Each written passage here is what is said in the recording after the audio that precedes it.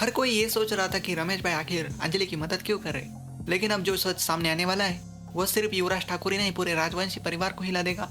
Advocate Anjali Awasthi सीधे उस आदमी से कहती है, अगर आप अमन सिंह राजपूत हो तो मैं आपकी पत्नी हूँ, लेकिन अगर तुम अमन नहीं हो तो मेरा आपसे कोई रिश्ता नहीं। अंजलि की आंखों में गुस्सा है। अंजलि उससे पूछती है, आखिर तुम हो कौन? तभी वो आदमी कहता है, मुझे खुद नहीं पता मैं कौन हूँ। ये लोग कह रहे मेरा एक्सीडेंट हुआ था, उसके बाद मुझे होश आया और अभी अभी मुझे एक वीडियो दिखाया जिसमें अंजलि और अमन की शादी हो रही है। वो आदमी अंजलि से पूछता है, क्या सच में तुम मेरी बीवी हो और क्या मैं अमन हूँ? लेकिन अंजलि कहती है, इसका जवाब तुम्हें खुद ढूंढना होगा। अंजलि फोन काट देती है। यहाँ दूसरी तरफ रमेश भाई कहते हैं, ध्यान से सुनो, तुम्हारा चेहरा बदल सकता है, तुम्हारी पहचान नहीं। तुम अमन सिंह राजपूत हो और अब वक्त आ गया है कि दुनिया को भी ये सच पता चले। साक्षी चौधरी रमेश भाई से एक ऐसा सवाल पूछ लेती है जिससे खुद रमेश भाई कुछ पल के लिए शांत हो जाती है। अंजलि आखिर आपके लिए है कौन? रमेश भाई उल्टा साक्षी से पूछते हैं, तुम्हें अमन की इतनी चिंता क्यों हो रही है? साक्षी ये बात बदलती है, लेकिन तभी अमन खुद साक्षी से कहता है, मैं समझ चुका हूँ तुम मुझसे प्यार करती हो ना। साक्षी की आंखें भर आती है और आखिरकार वो अपना प्यार कबूल करती है। उधर युवराज ठाकुर बेचैनी में रमेश भाई को फोन लगाता है और पूछता है, आखिर कौन आया था अंजलि की बस्ती में? लेकिन रमेश भाई हमेशा की तरह पहेलियों में बात करते। रमेश भाई कहते, कुछ लोग वापस आते लौटाए जाते। ये सुनकर युवराज का दिमाग घूम जाता है। युवराज, अभय और भजन सीधे अंजलि की बस्ती जाते। अभय जाते ही अंजलि पर सवाल उठाने लगता है, कौन आया था? लेकिन अंजलि भी अभय से पूछती है, तुम होते कौन हो मुझसे सवाल करने वाले? अभय कहता है, मैं वही हूँ जिसके साथ तुम शादी करने वाली थी।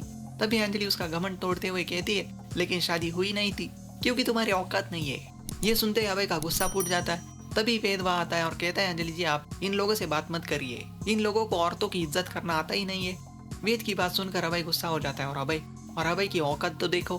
अभय वेद की गिरेबान पकड़ लेता है। वेद गुस्से में कहता है, कॉलर छोड़ दो, लेकिन अभय नहीं मानता, कहता है मैं नहीं छोड़ूंगा। तभी अंजलि बीच में आती है और अभय को जोरदार थप्पड़ मारती है। अंजलि तुरंत गिनी को फोन लगाती है और कहती है, अपने पति को यहाँ से जाने के लिए कह दे, नहीं तो बहुत बुरा हो जाएगा।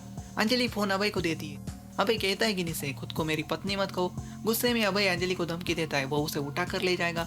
अभय जबरदस्ती अंजलि का हाथ पकड़ता है, उसे खींचता है, लेकिन अगले ही पल अंजलि अभय को जोरदार थप्पड़ मारती है। वेद का गुस्सा भी फूट पड़ता है। वेद अकेले ही युवराज भजन पर टूट पड़ता है। वेद फाइट करते हैं उन दोनों से, दोनों को बुरी मार पड़ती है। पर जब वेद लोहे की साइकिल उठाकर अभय को युवराज को मारने जाता है, तब अंजलि बीच में आती है, छोड़ दो वेद, यह अभय मेरे दीदी का सुहाग है और युवराज मेरी ननंद का सुहाग है। गिनी फिर अंजलि को फोन करती है, कहती है, सच सच बताओ अंजलि, आखिर वहां आया कौन था? फिर गिनी अमन की कसम देकर अंजलि से पूछती है। अंजलि अपनी दीदी पर विश्वास करती है, कहती है, किसी को बताएगी तो नहीं?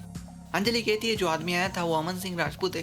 अंजलि कहती है, मुझे नहीं पता वो सच में अमन है या नहीं, क्योंकि उसका चेहरा बदल चुका है। अंजलि गिनी से कहती है, ये बात किसी को मत बताना। गिनी रमेश भाई को फोन करके कहती है, अपने अमन और अंजलि को फिर से मिला दिया। लेकिन रमेश भाई गिनी को चेतावनी देते कि ये बात किसी को मत बताना। गिनी अभय की कसम खाकर कहती है, वो नहीं बताएगी। रमेश भाई अमन से कहती है, धीरे धीरे सब याद आ जाएगा, तुम्हारी पहचान भी, तुम्हारा अतीत भी। क्या सच में अमन सिंह राजपूत वापस लौट आया है, या फिर रमेश भाई किसी बड़े तूफान की तैयारी कर रहे? अगर आपको ऐसे ही लेटेस्ट अपडेट्स चाहिए तो चैनल को सब्सक्राइब करना बिल्कुल भी मत भूलिए। Atul talk channel